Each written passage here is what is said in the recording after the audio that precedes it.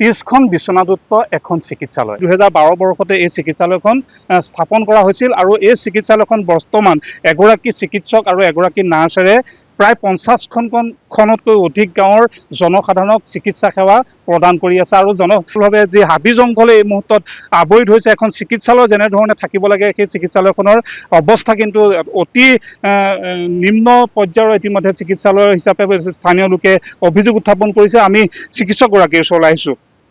দাদা মই আপোনাৰ ওচৰলৈ আহিছোঁ। দেখিছোঁ যে এখন চিকিৎসালয় প্ৰায় 50খনতকৈ অধিক গাঁৱৰ একমাত্ৰ চিকিৎসালয় 30খন বিচনাযুক্ত চিকিৎসালয়। ইয়াত কিমান চিকিৎসক, কেইগৰাকী চিকিৎসক আছে আৰু কেইগৰাকী মুঠ ষ্টাফ আছে?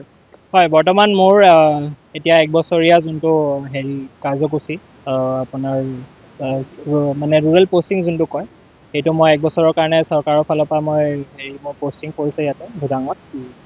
মই এতিয়া 3 সপ্তাহ হ'ল বাৰু বৰ্তমান নিযুক্ত কৰা। আপোনাৰ এগৰাকী নাৰ্ছ আছে আৰু এজন আপোনাৰ MPW ষ্টাফ বুলি কয়, মাল্টিপাৰ্পাছ ৱৰ্কাৰ, আৰু আপোনাৰ দুজন গ্ৰেড 4 ষ্টাফ আছে। আৰু ৰোগীসকলৰ বাবে যিখিনি পৰীক্ষা কৰিবলগীয়া যিখিনি বহুল মূল্যৱান যিখিনি সামগ্ৰী, এই সামগ্ৰীসমূহ আছে কিন্তু ইতিমধ্যে প্ৰায় ব্যৱহাৰ অনুপযোগী হৈ পৰিছে। হয়, চৰকাৰে নিয়ম মতে চব প্ৰয়োজন কৰা মানে এতিয়া ৰেডি থৈছে, যিহেতু মিনি PHC পষ্টখনত আছে। আগলৈ গৈ PHC পষ্ট হ'লে মানে PHC আপগ্ৰেডেশ্যন হ'লে মানে তেতিয়া প্ৰয়োজন চব চৰকাৰে ৰেডি থৈছে।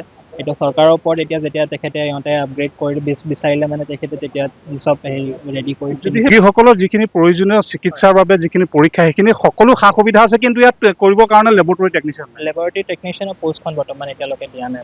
আপোনাৰ যথেষ্ট অসুবিধা নহয়নে, যিহেতু 50খনকৈ অধিক গাঁৱৰ লোকে ইয়াতে একমাত্ৰ চিকিৎসালয়? মোৰ এতিয়া যিহেতু OPD ছাৰ্ভিচেছে আছে, মই এইটো আকৌ আপোনাক কৈছোঁ যে মানে OPD ছাৰ্ভিচেছত ইমান কষ্ট মই এতিয়ালৈকে পোৱা নাই, যিহেতু 3 সপ্তাহ হৈছে মোৰ এতিয়ালৈকে। মানে আপোনাৰ যিমান পেচেণ্ট আহিছে মই চবকে চাব পাৰিছোঁ। আমি দেখিছোঁ যে এই চিকিৎসালয়খনৰ এখন চিকিৎসালয় যেনেধৰণে চাফ চিকুণতাৰ ক্ষেত্ৰত গুৰুত্ব দিব লাগে, ইয়াত দেখিছোঁ যে হাবি জংঘলে আৱৰি ধৰিছে। কি যিহেতু এতিয়া বাৰিষা বতৰ, অলপ ঘাঁহ বনবিলাক সোনকালে বাৰু হয়। এতিয়া আপোনাৰ আমাৰ মানে এতিয়া চৰকাৰৰ আমাৰ ব্লকৰ লৈ আমি আবেদন দিছোঁ চাফ চিকুণ ঘাঁহ কটা সেইকেইটা মানে এইটো আমি এপ্লাই কৰি পিনে আহিও। চুইপাৰ নাই? চুইপাৰ আছে আমাৰ, দুজন চুইপাৰ আছে। আমাৰ 2জন চুইপাৰৰ পোষ্ট আছে, গ্ৰেড 4 পোষ্ট বুলি কয় যিহেতু, তেখেত দুজন আছে। নিশ্চিতভাৱে আমি চিকিৎসকগৰাকীৰ পৰা জানিবলৈ চেষ্টা কৰিলোঁ। স্থানীয় লোক আছে, দাদা কি ক'ব? মানে ইয়াত তেখেতসকলে মুখেৰে এনেই মৌখিকভাৱে কওঁতে সকলো ঠিক আছে, কিন্তু কাৰ্যকৰীভাৱে ইয়াত একোৱেই নাই বুলি ক'ব লাগিব। আজি চিকিৎসকগৰাকী আহিছে নৱনিযুক্ত, তেওঁ 3 সপ্তাহ হৈছে বুলি কৈছে, নিজেই স্বীকাৰ কৰিছে। হয়ো তেওঁ এবছৰীয়া কাৰ্যকালটো সুচাৰুৰূপে আহিব, কিন্তু তেখেত আহিলে কিটো হ'ব? তেখেতৰ লগত সহায়কাৰী হিচাপে কোনো ষ্টাফ নাই, যন্ত্ৰ পাতি যি 2-এটা আছে সেইকেইটা ব্যৱহাৰৰ উপযোগিতাৰ কাৰণে সেইদৰে মেন পাৱাৰ নাই।